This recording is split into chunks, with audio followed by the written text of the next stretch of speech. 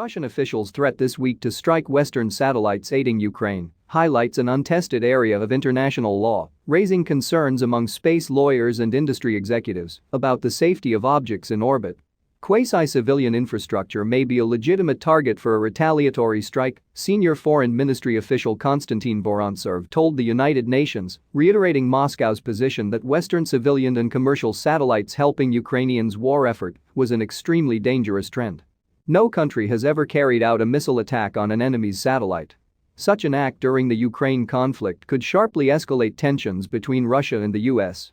This threat has brought us to a point we've never been before, said Michelle Hanlon, co-director of the Air and Space Law program at the University of Mississippi School of Law. There's always been a sense that this could happen, but no one has ever said out loud that they might. Ukraine's military relies heavily on Elon Musk's SpaceX for broadband internet, beamed from its low Earth orbiting Starlink satellite network.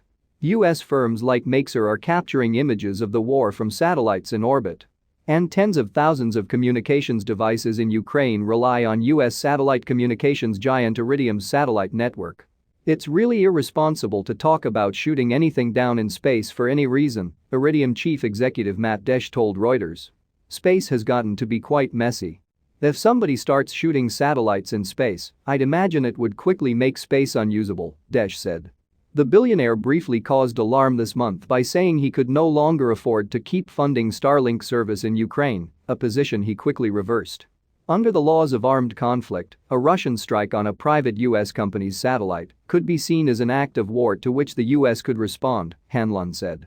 White House spokesman John Kirby said on Thursday that any attack on US infrastructure would be met with a response, but he did not go into detail.